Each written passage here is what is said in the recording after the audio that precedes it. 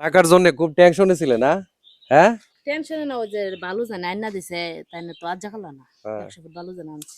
আচ্ছা, এখন টোটাল টিয়া তোমার কাছে যে কত টিয়া পাওয়া হয়েছে? টোটাল 400 কম 10,000 তো 10,000। সব মিলাই 2, 3, 4, 5, 1000, 2000, 3000, 4000, 5000, 6000, 7000, 8000, 9000, 10,000। হুম, হইলো 400 কম আছে এনো না? 400 কম 10,000, কিন্তু তোমার দিছি কত? 10,000 না? জি। আর 1, 2, 3, 4, 5, 6, 7, 8, 9, 10। ইয়ান আছে আরো 10,000। এই যে মোট 20,000। হ্যাঁ, মোট 20,000 টাকা দিয়ে গেলাম।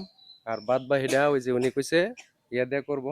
হুম, তো প্রিয় বন্ধুরা, আমি একটু ভিতরে যাই, আগে ঘরটার ভিতরে যাই, ঘরটা একটু আপনাদেরকে দেখাই যে এই ঘরটা এখন বর্তমানে করতে গিয়ে আমার মনে হচ্ছে 3 লাখ টাকার মতন যাবো না ভাই? ভাই এখন যে টার্গেট নিছে, হইতে পারে। হ্যাঁ, হুম, এই যে দেখেন নিচে, মানে রাজমিস্ত্রির কাম কিন্তু এখন কমপ্লিট হয়ে গেছে ইনশাল্লাহ। তো আমরা যে টার্গেট নিয়ে নামছিলাম, এখন যে ইউরোপের আইল্যান্ডের যে বাই উদ্যোগ নিয়ে, মানে আইল্যান্ডের প্রবাসীর উদ্যোগে, মানে ভাই বোনদের সহযোগিতায় এই কাজটা মানে সম্পূর্ণ করা হচ্ছে। রবিউল আলম ভাই ব্রাহ্মণবাড়িয়া জেলার মধ্যে অত্যন্ত একটা ভালো মানুষ, ভালো মনের মানুষ এবং মানবিক মানুষ। এই কথাটা আমার বলতে হবে, কারণ আমরা যে প্রিপারেশন নিয়েছিলাম, যে প্রিপারেশন নিয়ে ঘরটা করার কথা ছিল, এই ঘরটা করার কথা ছিল আপনার, তুই এখানে আস না, প্রথম আমরা উদ্যোগ নিয়েছিলাম যে এই ঘরটা আমরা মানে এই টিন দিয়ে করব, সারেটা না, জি। প্রথম কথা ছিল টিন দিয়ে করব। তখন আমি যখন রবিউল ভাইকে রিকোয়েস্ট করে বলছি পরে, তখন আবার উনি কথাটা শুনে তখন কইতেছে না, তৈলে হের ঘরটা ফাঁকা করে দেব। এখন এই ফাঁকা করে দিয়া করতে গিয়া এখন উনি এই ঘরটা সুন্দর করার জন্য মানে যা কিছু লাগতেছে উনি সম্পূর্ণ বহন করতেছে এবং প্রত্যেক দিন হুঁজ খবর নিতেছে। এত দায়িত্ব নিয়ে মানুষ কাজ করতে আমি দেখি না।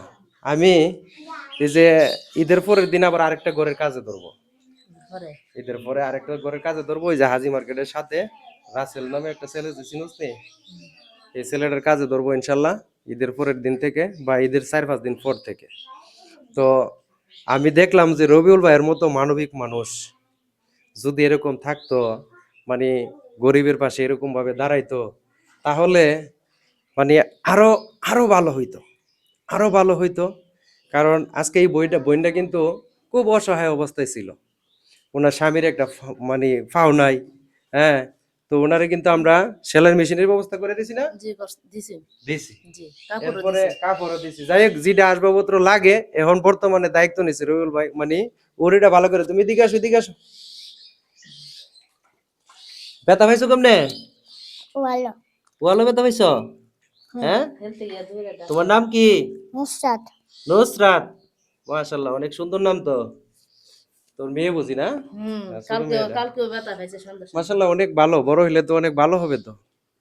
তো প্রিয় বন্ধুরা, আমার মেসেজটা ভিডিওটা এই পর্যন্তই ছিল। তো আইল্যান্ডের ভাই বোনদের মানে জন্য দোয়া করবেন সবাই, কারণ রবিউল ভাইয়ের জন্য বিশেষ করে দোয়া করবেন, কারণ উদ্যোগটা কিন্তু রবিউল ভাইয়ের। আর আইল্যান্ডের ভাই বোনে হয়তো মানে এই টাকাটা দিছে। তো আমি আমার অন্তর থেকে রবিউল ভাইয়ের জন্য দোয়া করি। তো ধন্যবাদ সবাইকে, সবাই ভালো থাকুন, আসসালামু আলাইকুম।